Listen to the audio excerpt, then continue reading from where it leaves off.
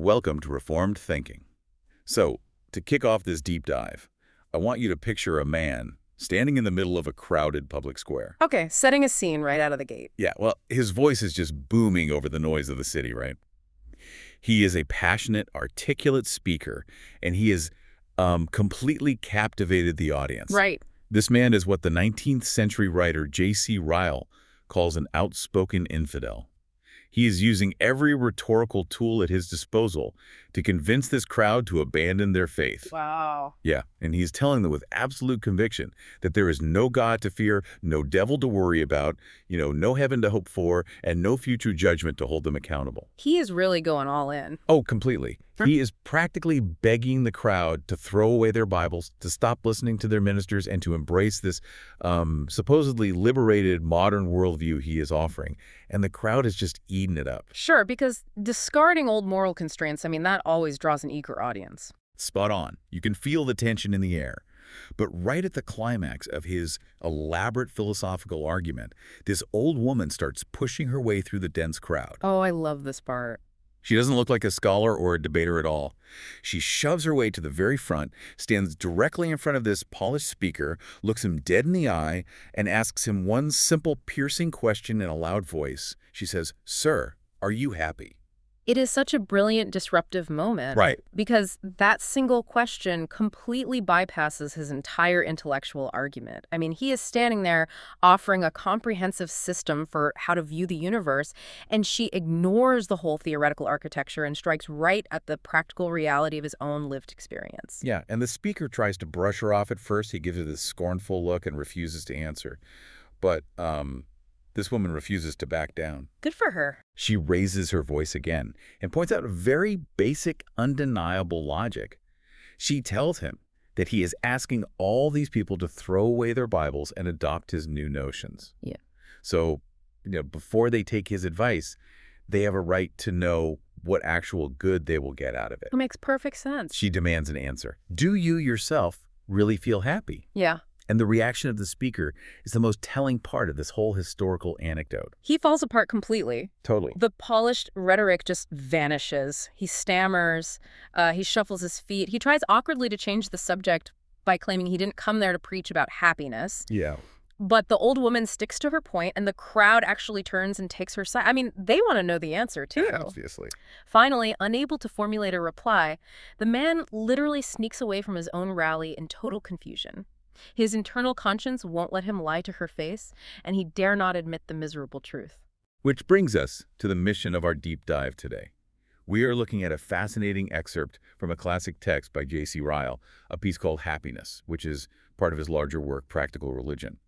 Our goal today is to figure out what actual functioning human happiness looks like, compared against the counterfeit version society constantly sells you, and uncover why true peace requires a completely settled conscience. Yes. I think of that old woman's question like a sudden system diagnostic check on a complex computer network. Oh, I like that analogy. Thanks. The speaker had all this elaborate philosophical coding, all these complex algorithms explaining why religion was obsolete. But she bypassed all the complicated software menus, went straight to the core processor, and basically asked, is the machine actually running properly? That is a highly accurate way to look at it, because human beings aren't just intellects processing cold data, right? We have a conscience. We have internal, moral, and spiritual needs that go far beyond logical deduction or material survival. If your operating system cannot produce a stable, functioning machine, if your worldview cannot produce a person who is genuinely at peace within themselves, then the coding is fundamentally flawed. I don't care how elegant it looks on the whiteboard. Yeah, the math doesn't work out. Exactly. This is why Ryle argues that the grand test of any man's faith, or lack thereof, is whether it actually makes him happy. You can build the most intricate, sophisticated belief system imaginable. You can have answers for every sociological or scientific question, but if that system leaves the human conscience restless, it fails the only test that matters. Which means we need to figure out what we are actually measuring here. If we're going to run this diagnostic test on ourselves and on the things we chase every day, we have to know what true happiness is. And perhaps more crucially, we have to establish what it is not. Right, because there are a lot of false positives out there. Oh, totally. We have entirely warped definitions of what a good life looks like. Ryle is very careful to define his terms before moving forward. I mean, if you have the wrong definition of happiness, you will spend your entire life chasing a phantom, always frustrated that you never quite catch it. Let's start with the first major misconception. Ryle states clearly that true happiness is not perfect freedom from sorrow or discomfort. Establishing this baseline is critical. We live in a fallen, broken world. It is a world filled with sickness, decay, physical pain, and constant, unpredictable change. Yeah? To expect a flawless, angelic type of joy while living on this earth is a complete delusion. If perfect immunity to pain is your requirement for happiness, you are setting yourself up for perpetual disappointment. I mean, you can't judge a car's performance by expecting it to fly. It's a car. Right. We are mortal creatures living in a fractured reality. So our happiness here is necessarily going to be a mixed thing. It will exist right alongside tears, bodily weakness, and external trials. Precisely. The happiness we are examining today is the kind that a fragile, dying creature can actually attain in the midst of a difficult reality. It is a robust peace that survives the storm, not a magic spell that prevents the storm from happening. The second thing he says, it is not, and this one hits incredibly close to home for our modern image-obsessed society, is that happiness does not consist in laughter and smiles alone. Oh, this is a big one. Ryle uses this great line, a man may smile and be a villain, or a man may smile and be entirely miserable. The face is a terrible index of the inward person. We see this all the time, perhaps now more than ever with social media. Oh, for sure. People can be incredibly merry in public, the absolute life of the party, laughing the loudest, projecting an image of total carefree joy, and yet be completely terrified of being alone in silence when the night ends. Yeah, Ryle mentions the brilliant talker in society who gets all the applause but goes home to a private room and plunges into melancholy. Or the smiling beauty in the ballroom who seems to not have a care in the world, but the next day is out of temper with herself and everyone around her. Because it is an animal excitement, it is a temporary elevation of spirits, but it is a hollow show. So it's just masking. Yes, Yeah. that temporary elevation is often a deliberate masking technique. It is a coping mechanism to drown out internal unrest. If you have to constantly surround yourself with noise, crowds, and laughter just to avoid feeling miserable, you are not experiencing happiness, you're experiencing distraction. Wow, distraction. Calling that distraction happiness is like calling glass a diamond. It might sparkle beautifully under the right ballroom lights, but it has no intrinsic hardness to withstand actual pressure. The moment the music stops, the glass shatters. Okay, so if true happiness isn't a pain-free life, and it isn't just laughing at a party or posting a smiling photo, what is it? Ryle lays out a few core requirements for genuine happiness. First, he says it requires satisfying the highest wants of a human being. We are not animals. This is a fundamental distinction in understanding human nature. A horse or an ox is perfectly happy as long as it is fed, watered, and kept warm. Its wants are entirely physical and immediate. Right. An infant is somewhat similar. Give a baby food, warmth, and a mother's arms, and it is content.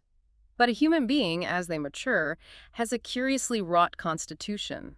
We are intricate. We have a soul, we have a thinking mind, and a conscience. Yes, we have this internal voice, this spiritual architecture that recognizes that physical survival is not the entirety of existence. There are soul wants and conscience wants. And if you try to feed a conscience with physical comfort, it will just keep crying out, give, give. The void remains open. Exactly. You cannot satisfy an immortal soul with mortal things. It is mathematically impossible. It is like trying to fix a software glitch by buying a nicer computer monitor. You think, well, the screen is bigger now, the colors are sharper, maybe the computer will run better. The hardware. The hardware looks incredibly shiny, and maybe you feel good about the purchase for a day, but the operating system is still crashing in the background. That's a great way to put it. But I want to throw this question to you, though. Why are we so prone to treating a software problem with a hardware fix? Like, why do we inherently think a better house, a nicer car, or a higher salary will somehow fix a restless conscience? We default to that because the hardware is visible and the software is invisible. It is much easier for us to measure our success and to prove our worth to others by the size of our house or the number in our bank account than by the peace in our soul. That makes a lot of sense. Furthermore, treating the software actually addressing the conscience requires confronting guilt, mortality, and our standing before a holy creator. That is an incredibly uncomfortable process. Yeah, nobody wants to do that. So we default to the hardware fixes because they offer a quick, tangible dopamine hit. They provide a temporary illusion of progress, even though they never resolve the underlying system crash. That leads right into his next requirement for actual happiness. Mm. True happiness must be independent of earthly instability. If your joy depends entirely on things that can be taken away, money, status, physical health, or even relationships that death can sever, you are building your house on shifting sand. The word instability is key here. Everything on this earth is stamped with an expiration date or is subject to sudden loss. If your entire foundation for peace rests on your current income, you are standing on the brink of a precipice every single day. Right. A sudden economic downturn, a company layoff, or a bad medical diagnosis instantly annihilates that kind of happiness. Genuine peace has to have a root system that goes deeper than the shifting topsoil of earthly circumstances. It must be anchored to something permanent. And the final requirement he mentions is the ability to look in all directions without discomfort. This is the 360-degree test, and it is brutal. It really is. You have to be able to look backward at the past without guilty fears. You have to look around at the present without discontent, and you have to look forward to the future, which inevitably includes death and judgment, without anxious dread. This is the most rigorous part of the diagnostic check. Many people can manage to look at the present and feel somewhat content, provided they are distracted enough by work or entertainment. Sure. But ask them to sit quietly and look backward at their omissions and commissions, their failures, their broken relationships, and their sins. Or ask them to look forward to the absolute certainty of the grave and facing their Creator. That's where it all falls apart. Yes. If looking in those directions causes a spike of anxiety or a sudden need to turn on the television to stop thinking, then the happiness is counterfeit. It fails the test. Ryle calls that state a whitened sepulcher. It's a biblical reference to a tomb that looks fair and beautiful on the outside, freshly painted and clean, but inside it is full of dead bones and corruption. Very vivid imagery. Right. If you have a weak side in your condition, a side of your life you refuse to look at because it terrifies you, you are not really happy. You are just successfully avoiding the problem for the moment. The human constitution demands eternal security to be fully at rest, until the inward person, the conscience, is addressed and cleansed of its guilt. Any external joy is just a temporary bandage over a terminal disease. So, we have established the diagnostics. The soul must be satisfied, the foundation must be independent of earthly loss, and the conscience must be clear in all directions. Correct. Since human nature inherently craves this kind of soul satisfaction, where do people usually look for it? Ryle lists out the world's failed experiments, the counterfeit roads that thousands travel every single day. It is a staggering tragedy when you look at human history. We constantly seek the right thing in the wrong places, and we do it with astonishing persistence, generation after generation. Let's trace these dead-end roads because the progression is fascinating. The first one people usually try is rank and greatness. The idea is that if you just have enough authority and influence, if you are the one calling the shots, you will be happy. Right. But Ryle brings the historical receipts to prove this is false. He quotes the Roman Emperor Antonine, one of the most authoritative men in human history, who called imperial rule an ocean of miseries. Wow. He mentions Queen Elizabeth, who apparently heard a milkmaid singing happily and wished she'd been born to a simple lot like hers. And of course, the famous line, "Uneasy lies the head that wears a crown."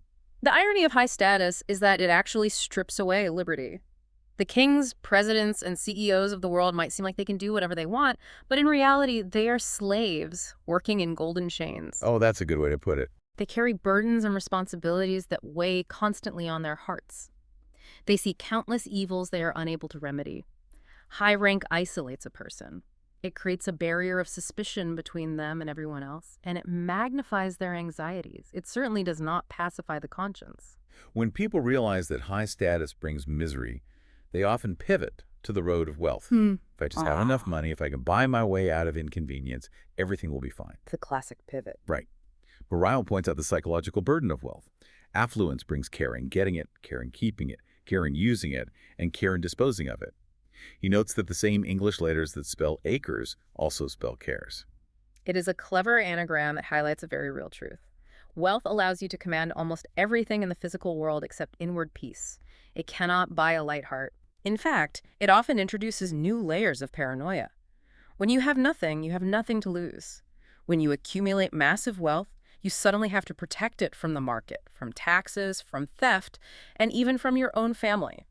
The psychological shift from acquiring wealth to protecting wealth is a heavy, anxious burden. Now, here's where the progression gets interesting.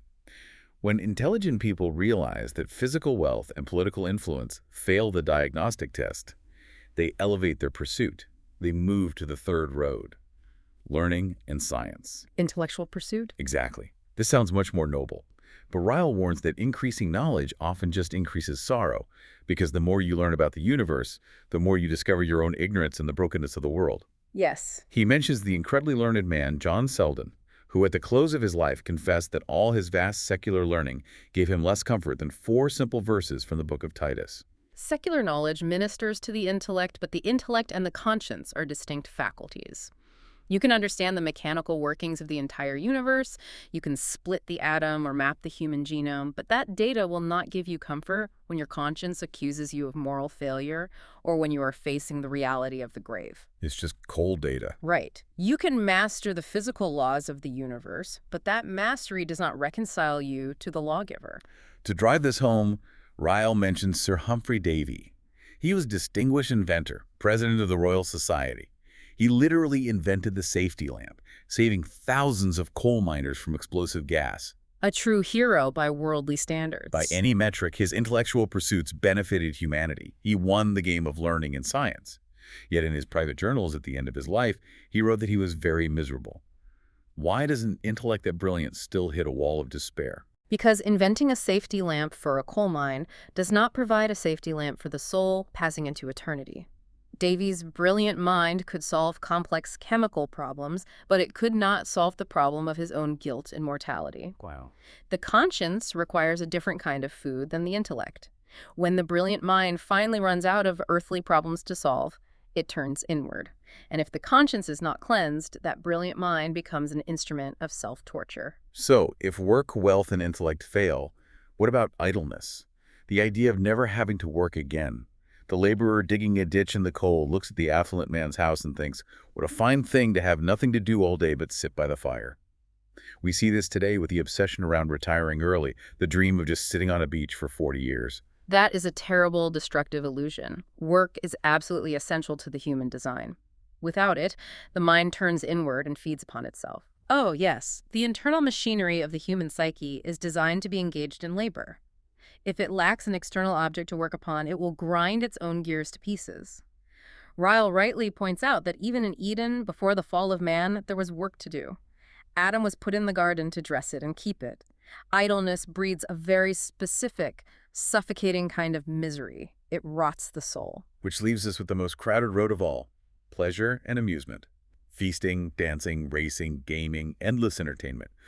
Ryle says expecting an immortal soul to find happiness in these things is like trying to make an elephant happy by feeding him 1 grain of sand a day. It is a matter of massive disproportion. The soul has an infinite appetite for eternity and meaning. Feeding it a temporary thrill from a card game, a night of drinking, or a weekend vacation is so laughably inadequate. A grain of sand. It is, as Ryle says, enough to make the devil laugh and the angels weep. Grown adults using constant amusement to avoid their internal reality are actually sinking below the level of a child playing with toys. At least the child is acting according to its nature, the adult is suppressing theirs. To prove this isn't just theoretical preaching, Ryle calls to the witness stand some of history's most successful people. These are the people who reached the absolute pinnacle of these false roads. Right. We have King Solomon, who had unprecedented wealth, absolute control, and matchless wisdom. Right. He wrote an entire book, Ecclesiastes, to declare his verdict. All is vanity and vexation of spirit. Then we have Madame de Pompadour, the favorite of the French king Louis XV. She lived in absolute luxury, holding massive political influence, surrounded by constant entertainment. Yet she confessed, "My life is a continual death." Her testimony is particularly striking. She had everything our modern society claims will make you happy. Royal favor, magnificent houses, endless wealth, and constant distraction. Yet she was entirely numb. Yeah. She noted that the things that pleased her only lasted for a couple of days. That is the true half-life of worldly pleasure. It requires constant escalation to achieve the same minor thrill, until eventually even the grandest entertainments leave you feeling dead inside. Then we have the great German writer Goethe, idolized around the world, considered a towering genius. He confessed at age 80 that looking back on his life, he couldn't remember being in a really happy state of mind, even for a few weeks together. He explicitly said that to feel happy, he had to veil his self-consciousness. Which is the exact definition of the psychological masking we discussed earlier. Hmm. If you have to deliberately blind yourself to your own reality, to your own conscience, just to feel okay, you are not well. You are living in a state of willful ignorance because the truth is too painful to bear. We see the same with Lord Byron, the English poet. He had high status, wealth, brilliant abilities, and massive fame. Women threw themselves at him. Men wanted to be him. By the world's standard, he won every prize. Yet his letters and poems ooze with weariness, disgust, and misery. And perhaps my favorite quote comes from Lord Chesterfield, a man of wit and pleasure. He lived the ultimate high life, the fashionable society life. And looking back, he said he had been behind the scenes. He saw the coarse pulleys and dirty ropes which moved the gaudy machine of high society. He said he smelled the tallow candles that dazzled the ignorant audience. It is a devastating critique of worldly glamour. When you are sitting in the audience, the theater looks magical, the actors look perfect. But when you spend your life backstage, you see the dirt, the manipulation, the envy, and the cheap mechanics that create the illusion. Chesterfield realized the whole thing was a hollow show. It looked beautiful from a distance, but up close, it was empty and ugly. Ryle says you can see the same reality today. Look at the wealthy bankers leaving the financial district with deep furrows in their brows. Look at the politicians holding massive influence but wearing careworn, anxious faces. Go to the most fashionable, affluent streets and look at the faces in the expensive cars. You will read weariness and discontent. He even strips away the romantic illusion of the quiet country life. People often think, if I just move away from the noise of the city to a quiet rural village, I will finally find peace. Oh, I've thought that. We all have. But Ryle points out that human nature travels with you. The same backbiting, envy, jealousy, and pride that murder happiness in a high-rise apartment will murder it in a picturesque country cottage. Geography cannot fix a corrupted heart. If you are listening to this, you have probably experienced this dynamic in some form. You have touched that hot stove. You have thought, if I just get that promotion, if I just buy that house, if I just find the right relationship, I will be fine. Right. Which brings me to a massive logical question. If history's most successful people, kings, geniuses, billionaires have explicitly left records warning us that these paths are dead ends, why do we keep trying them? It is like watching 100 people touch a hot stove, watching their hands get terribly burned, hearing them scream, "Do not touch the stove," and then walking up and thinking, well, my hand is different, I will not get burned. Why do we do this? It is a symptom of human corruption. The natural human heart has a deep-seated, stubborn bias against the truth of its own condition. Ryle compares it to an optical delusion in the African desert. A mirage. Yes. A tired, thirsty traveler sees a mirage of a cooling lake. Despite all rational evidence, despite the fact that mirages are a known phenomenon, his desperate thirst makes him believe the illusion is real. He runs toward it only to find burning sands. The blindness is internal. We desperately want to believe we can achieve peace on our own terms without having to submit to God. So we convince ourselves that the people who failed before us just lacked our specific intelligence or didn't manage their wealth correctly. We inherently think we are the exception to the rule of human nature. Yes. The arrogance of the human heart convinces us that we can succeed where Solomon failed. But century after century, the results are identical. The mirage always fades. Okay, let's pivot. If the greatest worldly successes yield misery, if the mirage always fades into burning sand, what is the single working alternative? Ryle does not just leave us in the desert to despair. He points directly to the only path that actually satisfies the conscience. What is the solution? Ryle states it plainly. The true Christian is the only truly happy person. Now, we need to qualify that immediately, because he does. He is not talking about a nominal churchgoer.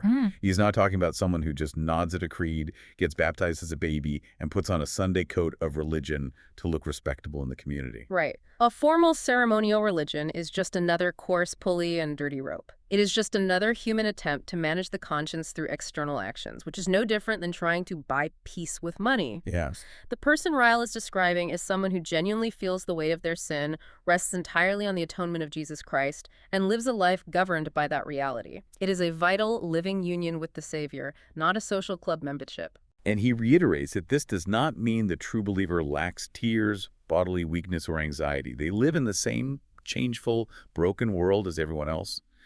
But deep down, far below the surface weather of life, they have an unexhausted mine of solid peace. Let's break down the mechanics of this peace. How does it actually work? Why does this specific faith satisfy the conscience when everything else fails? It goes right back to the diagnostic test. The conscience is the core issue. For the true believer, the conscience is finally at peace because it sees its guilt completely cleansed by the blood of Christ. That internal voice that constantly accuses, the voice that says you are guilty, you are inadequate, you have broken the moral law, and you are facing a just judgment is finally answered. The debt is actually paid. It's not just ignored. That is the key. The conscience is a legal mechanism. It demands justice. You cannot pacify a functional conscience by just telling it to ignore the crimes. The true Christian sees a complete, objective answer to all their fears in the mediation of Christ. The legal requirement of the soul is met by an external substitute. Because Christ bore the penalty, God is no longer viewed as a terrifying judge waiting to condemn, but as a reconciled father. The conscience stops biting and stinging, and it actually becomes a friend. When the legal demands are satisfied, the internal war ends. It is also a matter of right position. Ryle says the believer's affections are set on things above, not below.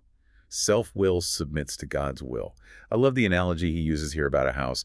Imagine an unconverted heart is like a house where the furniture is nailed to the ceiling, the kitchen appliances are in the bathtub, and the beds are in the driveway. Sounds awful. Right. Nothing functions. It is a miserable, chaotic place to live.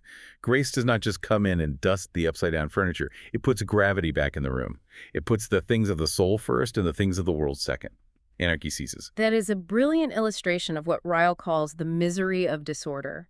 When a person is trying to make earthly things like a career, a romance, or wealth bear the weight of a god, it is like trying to cook dinner in the bathtub. It goes completely against the design. You are asking finite things to satisfy an infinite hunger, which ruins both you and the things you are idolizing. When Christ reigns over the whole person, each part does its proper work. The affections are placed on eternal things, which can actually bear the weight of those affections. The new heart is light because it is finally in order. It has found its proper place in the universe. And Ryle gives us some highly detailed examples from the text to show what this ordered house looks like under extreme stress. Because it is easy to talk about peace when things are going well. He talks about a poor believer who might have nothing in the bank, who struggles to pay rent, but is happy because he has riches in reversion. Let's unpack that phrase, riches in reversion. What does that mean? In legal terms, a reversion is a future interest in an estate that you will inevitably possess. Ryle is talking about the Christian's inheritance. The poor believer can look at their current lack of earthly resources and remain at peace because they know their ultimate estate is secure, incorruptible, and kept in heaven for them. The poverty is temporary, the wealth is eternal. He also mentions the sick young woman. This is a very moving, very raw account. A young woman hopelessly ill for years with a severe spine disease. She is lying in a freezing garret, a tiny attic room with a straw roof just 2 feet above her face. No hope of physical recovery. Tragic. By all worldly metrics, she should be in the absolute depths of despair. Yet Ryle says she was always rejoicing because the spirit triumphed over the flesh. Her peace was entirely independent of her bodily circumstance. She was resting on the finished work of Christ, and that was enough. Then there's the old Scotch minister living through the chaos of the French Revolution. Governments are falling, blood is running in the streets, society is turning upside down, and the threat of war is everywhere. And his response when people are panicking is, "It is all right. It shall be well with the righteous." That represents the ability to look around at the present without discontent or panic. When your anchor is fastened to a kingdom that cannot be shaken, the political turmoil of the earthly kingdom, while deeply troubling, cannot destroy your baseline peace. Ryle mentions a concept that ties all of this together. He talks about a prisoner in solitary confinement. The prisoner had warmth, food, clothes, and work to do in his cell, but he was utterly miserable. When asked why, the prisoner said he was obliged to think. Wow. The ultimate test of happiness is being alone in a silent room with your own thoughts. French philosopher Blaise Pascal said all of humanity's problems stem from man's inability to sit quietly in a room alone. The unconverted person dreads that silence because without the noise of the world, the conscience starts making demands. It brings up the past, it points out the emptiness of the present, and it warns of the future. But the true Christian is the only person who can sit alone, think about their immortal soul, review their past sins with full honesty, consider the present reality, anticipate the judgment day, and say with complete peace, all is well. The silence is no longer a threat because the conscience has been washed. The internal courtroom has already declared them justified through Christ. Let's unpack this a little more because I can hear the objections forming in the listener's mind. And Ryle anticipates these hurdles and addresses them head on, which is refreshing. He doesn't pretend the Christian experience is a constant, flawless emotional high. No, he is incredibly realistic. The first objection he tackles is the most obvious one. Someone might say, I know religious people who aren't happy at all. In fact, they are some of the most miserable people I know. We've all met people who are at church every time the doors are open, who never miss a sacrament, who know all the theology, but they seem bitter, cynical, or constantly anxious. How does Ryle reconcile that reality with his claim that Christians are the only happy people? He points right back to the vital difference between nominal religion and genuine faith. He asks, are you sure these people are actually converted? Doing religious acts does not equal possessing saving faith. A formal ceremonial Christianity cannot produce peace because it relies on the person's own efforts to soothe the conscience. It is essentially a religious version of the coarse pulleys and dirty ropes. You are just trying to manage your guilt through church attendance instead of trusting Christ to remove it. Unless there is a real vital union with the Savior where the heart is fundamentally changed, going through the motions of church will not make anyone happy. It just makes them tired and self-righteous. The second objection is a bit more nuanced. Someone might say, what about true believers who are constantly groaning over their own corruption? They seem full of doubts and anxieties. If they have this unexhausted mind of solid peace, why are they groaning? It is a fair question, and Ryle admits that there are many genuine believers who live below their privileges. Their faith is weak, their understanding of grace is clouded, and they struggle heavily with doubt. But he offers a brilliant litmus test for these specific individuals. Go to the weakest, most doubting believer you know, the one who feels like they barely have a grip on their faith, and ask them a specific question. Ask them if they would trade their tiny scrap of hope in Christ for the whole world. Yes, ask them. Would you give up your small, trembling faith to go back to the world and have all the wealth, all the status, and all the pleasures we discussed earlier? And the answer is unequivocally no. Even in their darkest moment of doubt, they would say, my faith is weak, my joy is small, and I'm struggling, but I cannot give up what I have. I would rather cling to Christ in the dark than have the whole world without him. That proves that the root of happiness is planted deep in their heart, even if, at that moment, there are no leaves or blossoms visible on the branches. The internal shift has occurred. The anchor is holding firm to the ocean floor, even if the ship is tossing violently on the waves above. The third objection is about outward appearances. People say believers look so grave and serious.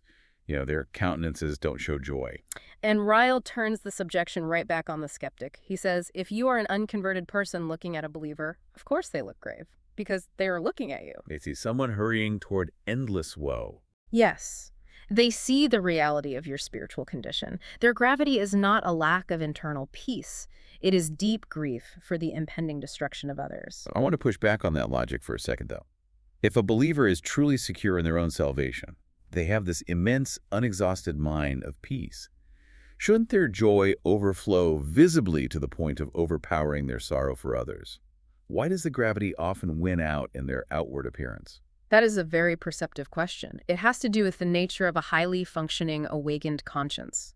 When you are converted, your heart is aligned with God's heart.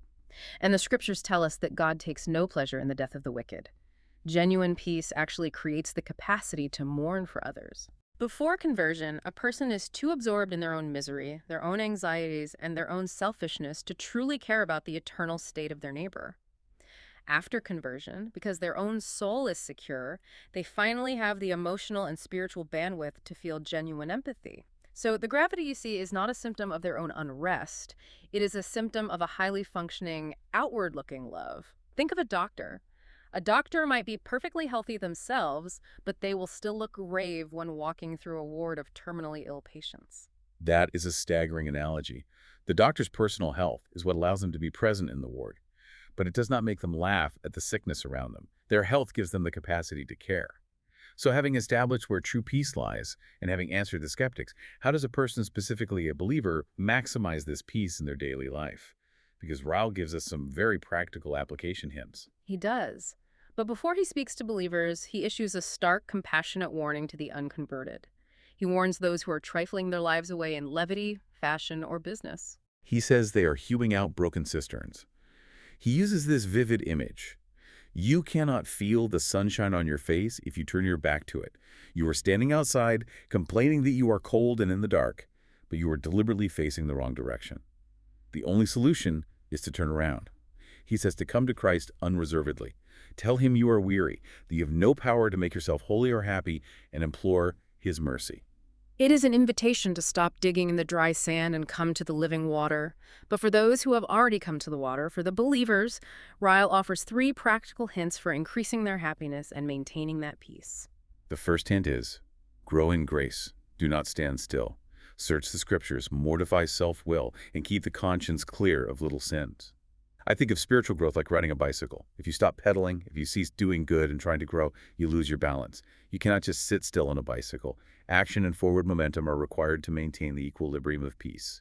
That is absolutely correct. Stagnation in the Christian life leads directly to misery. If you rest on past experiences and stop seeking daily communion with God, your peace will begin to erode. Keeping the conscience clear of little sins is crucial because a pebble in your shoe will eventually make you stop walking. You cannot harbor known sin and expect to maintain a joyful, peaceful conscience. The second hint is to be more thankful. He says to stop complaining, stop murmuring, and stop poring over the things you lack. We have a terrible tendency to take an inventory of all the things going wrong in our lives and completely ignore the massive grace we have been given. Gratitude is the oxygen of joy. When a believer focuses on their own wretched sinfulness and realizes what they have actually been saved from, complaints about earthly inconveniences start to look ridiculous. Fostering a spirit of praise actively changes the internal climate of the heart. It forces you to look at the giver instead of obsessing over the gifts you think you deserve. The third hint, and this might be the most challenging one for our modern therapeutic culture, is to do more good. Ryle says that selfishness, sitting by the fire nursing our own spiritual diseases, kills joy. This is a striking insight into human psychology. We tend to think that if we are feeling down or anxious, we need to focus entirely on ourselves, analyze our feelings, withdraw from the world, and pamper our emotions. Right, self-care. Yeah, but Ryle says the exact opposite. Get up and be useful. Look around your circle. Is there someone you can read to, speak to, write to? Is there someone sick you can visit? He connects it directly to the character of God. God is not only good, but he doeth good. If we are meant to reflect his character, then outward action is required. How does outward action destroy inward melancholy? Melancholy thrives in a vacuum of self-absorption. When you are entirely focused on your own heart, you will always find something to be anxious about, because the human heart is complex, prone to wandering, and full of shifting emotions. But when you engage your will in a tangible act of service to another person, you force your perspective outward. You break the toxic feedback loop of endless self-analysis, you step into the flow of God's active love for the world, and in doing so you experience the joy of alignment with his purposes. The bold working Christians are always the happiest. As Ryle concludes, the compromising, lingering Christian must never expect to taste perfect peace. The most decided Christian will always be the happiest person. So let's bring all these threads together. True happiness is not the absence of trouble. It is not found in the world's cheap substitutes of wealth, fame, or amusement. Those paths have been proven dead ends by the very people who walk them to the absolute limit. True happiness is an ordered soul. It is a clean conscience that is resting entirely on the completed work of Christ. It is a peace that can sit in a silent room, look at the past, present, and future, and say, all is well. And it is maintained not by selfish isolation, but by growing in grace, cultivating gratitude, and actively doing good in the world. Which leaves us with a final thought to mull over as we close. Our modern society is absolutely obsessed with the concept of self-forgiveness. We are constantly told that to find peace, we just need to forgive ourselves, to let ourselves off the hook for our past mistakes. But if true happiness, as Ryle argues, comes from having a conscience perfectly at rest because of an outside mediator, a substitute who pays the actual moral debt, what does that say about self-forgiveness? Can a human being ever truly forgive themselves and find lasting peace? Or does the very structure of the human conscience, that internal courtroom we discussed, demand a pardon from outside the system? Can the judge, the jury, and the defendant all be the same person? It is a question that strikes at the very root of modern psychology versus historic theology. If the conscience requires objective satisfaction for a broken law, subjective self-talk will always fall short. You cannot acquit yourself if you are the one on trial. It is like trying to clear a system diagnostic error by just unplugging the warning light. The machine knows it is still broken. Only the manufacturer can run the patch that actually clears the code. Thank you for joining us on this deep dive into the true nature of happiness. We hope it gives you something substantial to think about the next time you are sitting in a quiet room. We will see you next time.